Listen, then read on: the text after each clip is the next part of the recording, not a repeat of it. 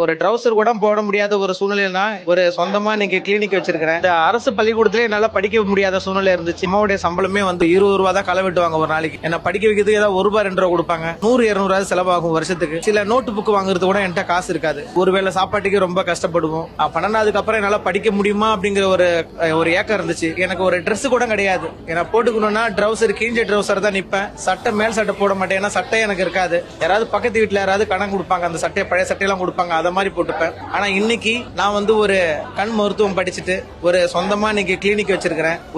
ஒரு ட்ரௌசர் கூட போட முடியாத ஒரு சூழ்நிலைனா இன்னைக்கு வந்து ஒரு வெள்ளை சட்டை போடுற அளவுக்கு ஒரு நல்லபடியா ஒரு நல்ல ஒரு நிலைமையில நான் இருக்குது. காரணம் இந்த அகரம் அறக்கட்டளை தான்.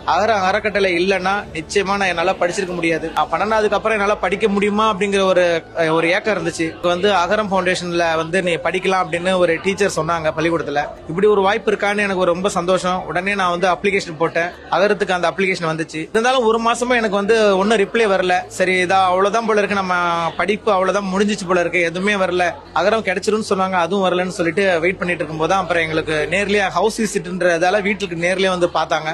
வீட்டை பார்த்துட்டு அவங்களால ஒண்ணுமே சொல்ல முடியல. ஏன்னா வீடு ரொம்ப சின்னது. அந்த வீட்டுக்குள்ளேயே தான் மழை பெஞ்சிச்சுன்னா பக்கத்து வீட்டுல தான் போய் படுத்துப்போம். நைட்ல அங்க உள்ள படுக்க முடியாது, ஓட்டையா இருக்கும் வீடெல்லாம். அப்படி ஒரு கண்டிஷனான வீட்டுல வந்து அந்த ஒரே ரூம்ல தான் படிச்சுக்கணும், தூங்கணும், எல்லாரோட ஒன்றா அந்த வீட்டுக்குள்ளதான் இருக்க முடியும். அப்படி அந்த கண்டிஷன்ல நான் படிச்சு வந்ததால ரொம்பவும் என்னை பார்த்துட்டு இந்த மாதிரி ஏழ்மை நிலையா இருக்காங்கன்னு என்னை வந்து செலக்ட் பண்ணாங்க.